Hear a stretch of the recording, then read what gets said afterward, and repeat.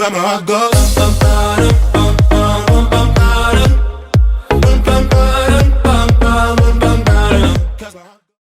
Alright, so in this video for Year 12 PDHPE Core 2, we're looking at the dot point supplementation. So on the left-hand side of the syllabus, there are 4 different categories of supplements we're going to go through today, being vitamins and minerals, protein, caffeine, and creatine products. On the right-hand side of the syllabus, you need to be able to critically analyze the evidence for and against supplementation for improved performance. Let's go.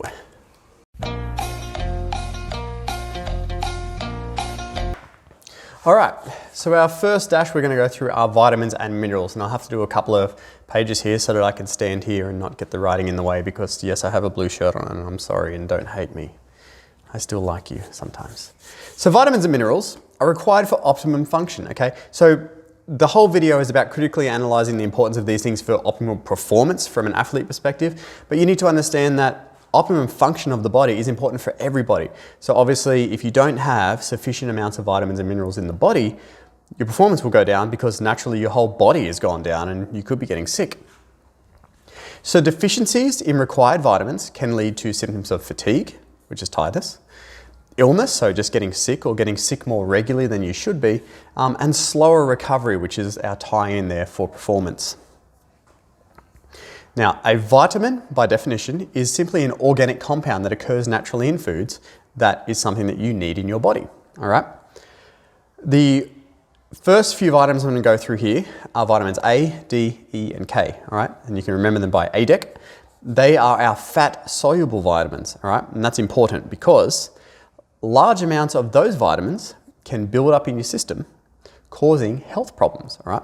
Fat soluble basically means that when you consume a food with these vitamins in it, or when you have a multivitamin with those in it, or you can just take direct, vitamin A, vitamin E, all that kind of stuff, it will sit in the fat tissue in your body. So instead of you just using what you need and urinating out the rest, it will be stored. So over time, if you have too much vitamin A, vitamin D, vitamin E, vitamin K sitting in your system, you can actually get very, very sick to the point where, it was probably more beneficial for your health and performance to not take them in the first place. And you only need a little bit. Because they're fat soluble, you only require trace amounts of these ones. And they all naturally occur, so you should be getting them just from eating a regular balanced diet and getting 30 minutes of sunlight on your body a day. All right. Now, speaking of that, the one that I'm going to draw attention to here is vitamin D. All right. So that is the one that your body will make naturally from sun exposure. There has been a large increase in illness in the population in the last 10 or 15 years due to vitamin D deficiency, all right?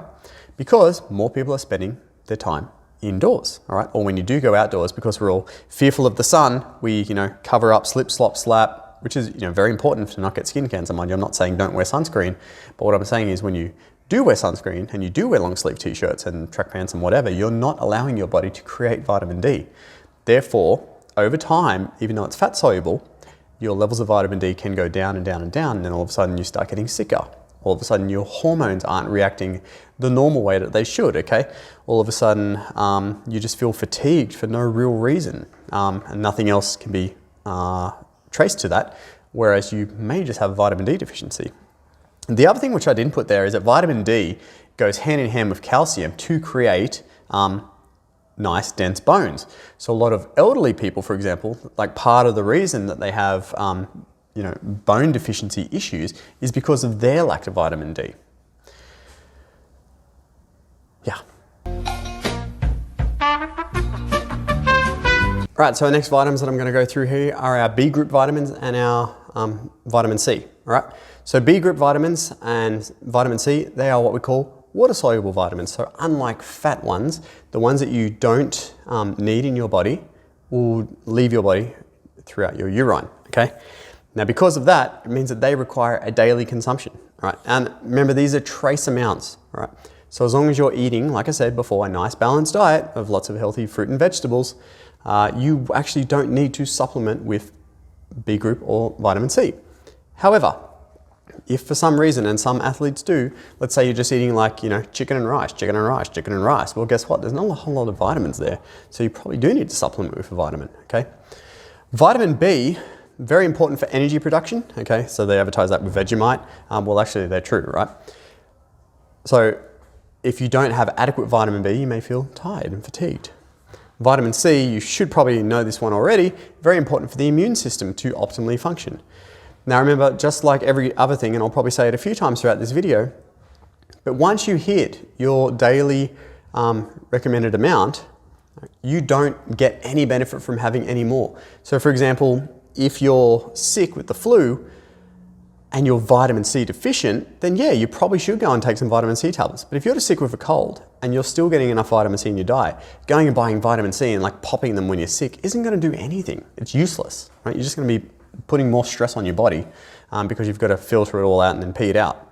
Same with vitamin B, all right? Taking excess vitamin B is going to do nothing as long as you're getting the required amount.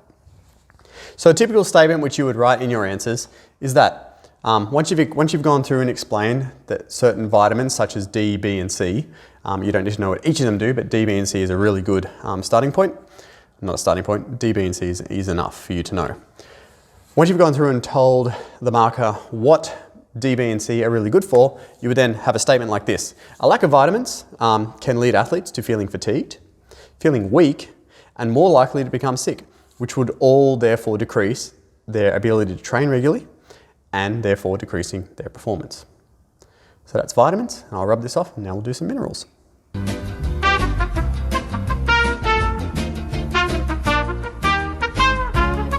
Okay, here we go. Minerals, I'm trying to stand on the side here so I'm not in the way, but if I am, just pause this video and write all the stuff down. Here, I'll jump out of the way. Okay, I'm back. Here we go. Minerals. So minerals are elements, all right? Like literally you walk around on the ground, you kick in the stones, well that stone has a whole bunch of minerals in it. So minerals, because we eat, like humans eat food, even the processed stuff, it still mainly comes from a whole food source somewhere down the track. And all of the animals that are in the world, well they eat, you know, things like grass and vegetables, so they're getting their minerals in. And then even if you're a vegetarian, well the vegans and the plants, they draw from the earth. So everything that you eat will have minerals in it, okay? Now, different minerals have different roles, like vitamins. So I've given you 5 here, and you'll never be asked any to explain more than 5. And I've told you basically what they're important for and how you lose them, and therefore why it's important to potentially supplement with them. So, first one, calcium. Hopefully by now you know what calcium is. Calcium is extremely important in bone density and your central nervous system, CNS, signaling, okay?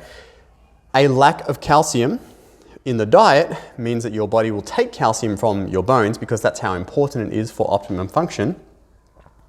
And if your body takes calcium from its bones, well then you end up with brittle bones, osteoporosis, that kind of stuff, so that's bad.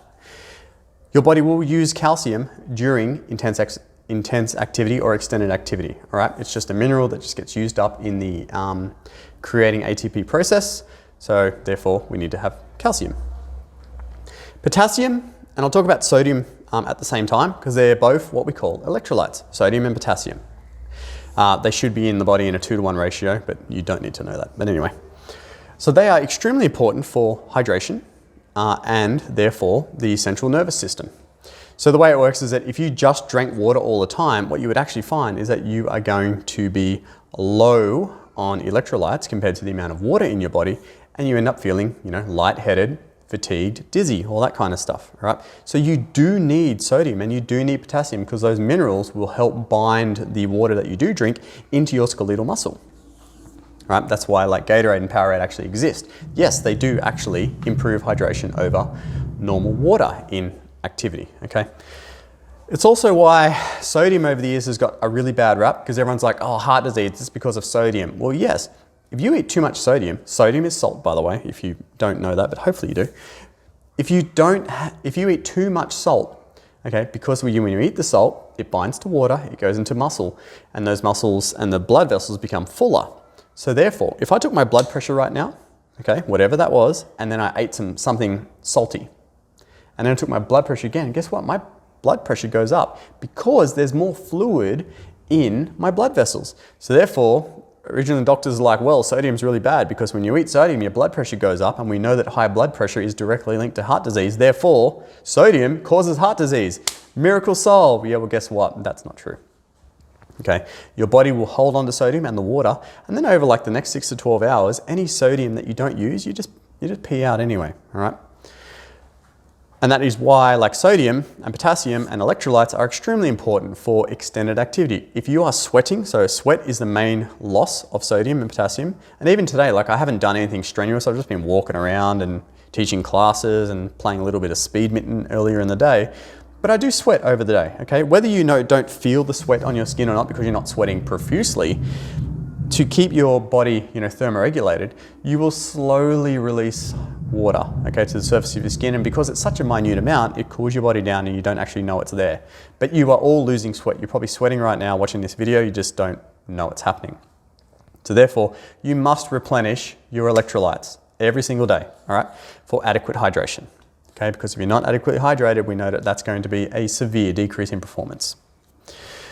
The fourth one here is iron. Iron is extremely important for red blood cell production. Okay, so remember iron binds to hemoglobin, and then when it's there in your bloodstream, it will then grab onto oxygen, it will grab onto nutrients that you need to deliver to your skeletal muscle, and then it will also take away byproducts from the energy systems and all that kind of stuff. So iron is extremely important, which is why people that have low iron levels, looking at you girls, for a reason that I'll get to in a minute, feel tired and fatigued, and they're like, oh, I'm so tired, I'm so fatigued, oh, I need to go get an iron injection. Okay, that's completely normal, right? Because the only way you really lose iron is through bleeding.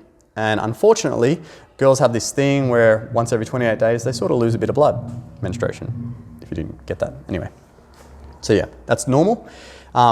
It's also why if you know how they have like male multivitamins and female multivitamins? Well, the biggest difference between the two is that the male one generally doesn't have any iron, where the girl one does. Because if a male was consuming iron all the time, they would have a buildup of iron in their body. Then you end up with a condition called hemochromatosis, which is too much iron in the body, and therefore we know from earlier that that's also bad. So the last one here is magnesium. So magnesium is important for recovery of the central nervous system. So when I say central nervous system, what I'm actually talking about here, the central nervous system is your brain stem going down your spine and sending signals all around your body for all the different movements that you do in a day. That stuff is tiring. It's tiring on your mind, it's tiring on your brain, okay? After intense activity, because you've been telling your body to do something consistently for a long, long time, your CNS also needs to recover along with your muscles and bones and everything else. So therefore, it's important that you get enough magnesium in your diet. Now, for most people, as long as you're consuming a mixed, well-balanced diet with dairy, so calcium you're going to get from dairy, potassium and sodium, they're also in vegetables, they're in nuts, they're in dairy, iron and magnesium. Iron you'll mainly get from meat, and magnesium you'll mainly get from meats, dairy, nuts, vegetables. This kind of stuff. I probably should write this down, hey, that's a good idea.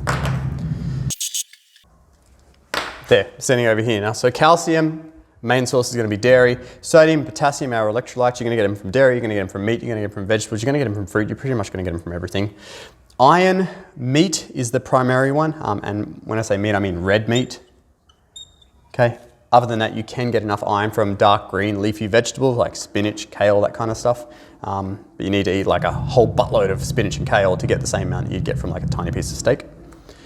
And magnesium, meat, vegetables, nuts, that kind of stuff. So the video is all focusing around supplementation. So when would you need to supplement? Obviously when your diet is not providing adequate amounts of these minerals, all right? So for a lot of athletes, they would already be eating dairy on a daily basis. They should already be eating, meats and vegetables and fruits and all that kind of stuff. But if you're a special type of athlete and you're eliminating a food from your diet, or whether you just have a medical condition, so because there are plenty of athletes who can't eat a normal diet, you may need to supplement if you're missing one of these food groups from your diet regularly. So a typical statement down the bottom here, a lack of minerals in the diet, okay, can lead to dehydration from lack of electrolytes, fatigue, so symptoms of tiredness, all that kind of stuff, sleep disturbance, so if your central nervous system is not recovered and it's like, still working overtime when you go to bed, you won't sleep well, and a lack of oxygen from iron for aerobic activity. And that's vitamins and minerals. We'll get on to protein now.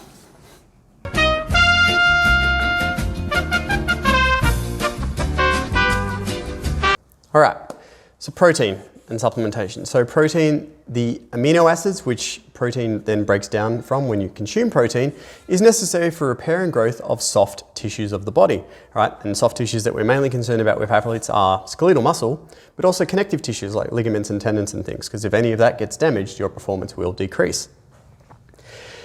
Consuming adequate amounts of protein will enhance recovery and growth, but supplementing it with protein will only do those things if dietary amounts of protein are not already adequate. And remember, I gave the guidelines earlier of somewhere between 1.6 grams per kilogram to 2 grams per kilogram is the most that you will need in a 24-hour period spread out. So a 70 kilo person does not need more than 140 grams of protein a day, all right, to do any of these amazing things that protein does do in our body.